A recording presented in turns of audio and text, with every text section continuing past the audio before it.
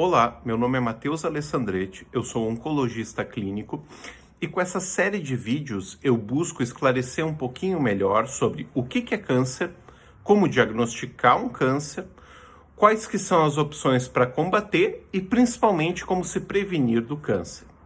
Mas antes de falar em câncer propriamente dito, é importante a gente falar sobre célula, porque é onde os cânceres se originam. O que é uma célula?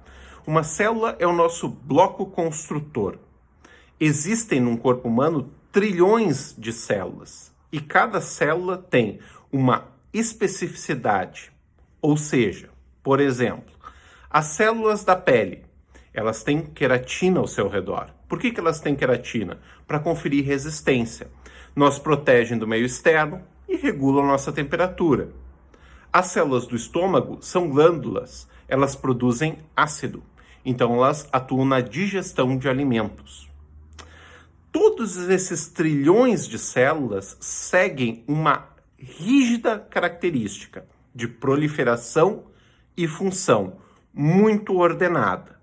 E como é que elas fazem isso? Através do DNA, que é como se fosse o código de receita de todas as células, que vai caracterizar a sua especificidade, vai dizer, você faz isso, você faz aquilo. E com isso, a gente consegue formar todos os nossos órgãos com suas características. Para a gente ter uma ideia, a cada 7 anos, mais ou menos, todas as células do nosso corpo são renovadas. Cada célula pode seguir apenas 2 caminhos. Ou ela se multiplica, ou ela morre num processo chamado apoptose.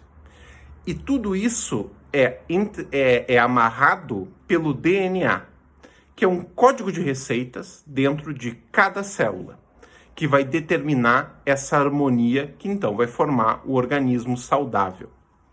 E o que é um câncer? O câncer é exatamente quando a célula perde essa normalidade, quando o DNA dela sofre alterações e é incapaz de controlar o crescimento. Ou seja, a célula assume para si esse controle independente do ambiente. Ou seja, existe uma quebra de harmonia.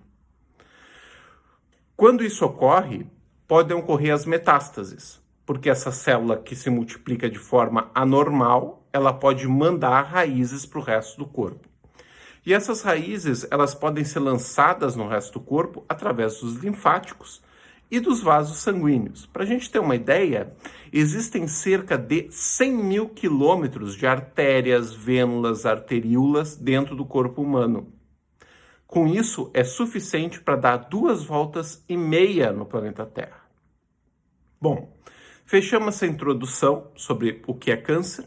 Nos próximos vídeos eu vou colocar um pouquinho mais sobre diagnóstico e nós vemos até lá. Um abraço.